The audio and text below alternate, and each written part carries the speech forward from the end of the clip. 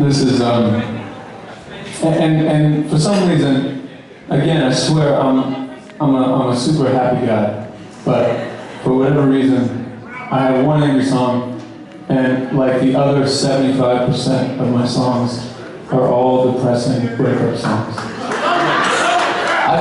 I don't know what it is, I always loved breakup songs. I was, like, ever since I was a kid, you know, like all my friends were listening to like Boys to Men, you know, like the upbeat ones, and I was listening to like the deep tracks, you know. I was like at home in like sweatpants and like a Shaq jersey listening to Bonnie Raitt, I Can't Make You Love Me, you know, yeah, it's just, there's something about breakup songs, I love them, but that's not, you know, that's not gonna be you guys. That is not gonna be you guys. And again, congratulations. I think marriage is the greatest thing in the world. I've been married for about 6 years now. And thank you.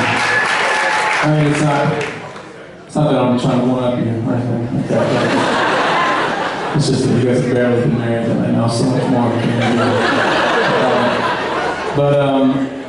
So I don't anticipate ever, you know, experiencing a breakup firsthand, hopefully, but I still just love writing breakup songs, you know. And so, you know, I therefore, as a songwriter, I can do, you know, option A, which is just make stuff up, you know, about people.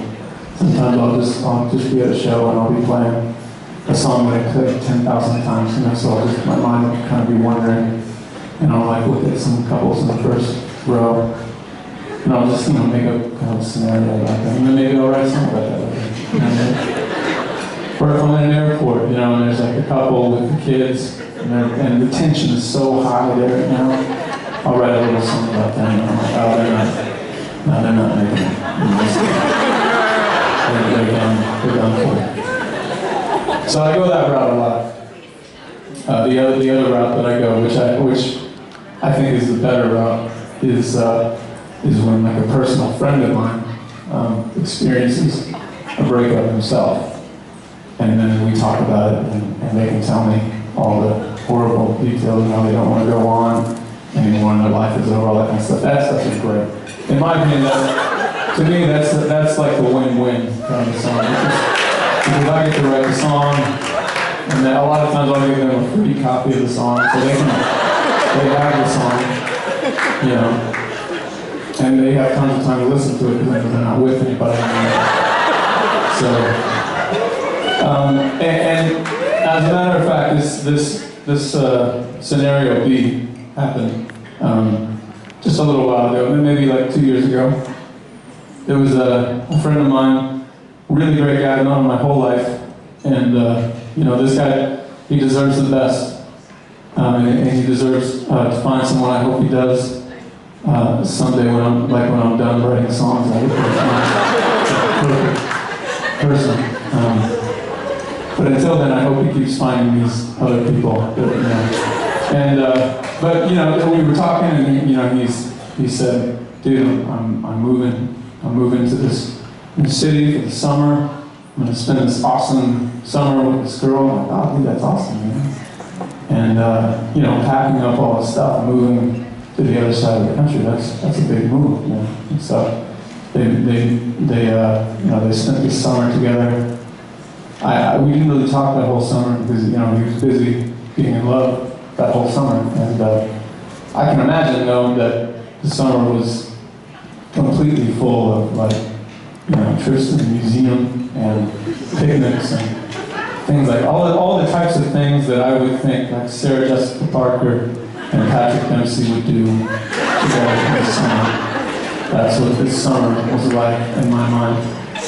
And then, you know, and then the summer the summer ended, and the relationship kind of ended along with it. And you know, we talked on the phone after it kind of all ended, and I asked him, you know, how's it going with so-and-so?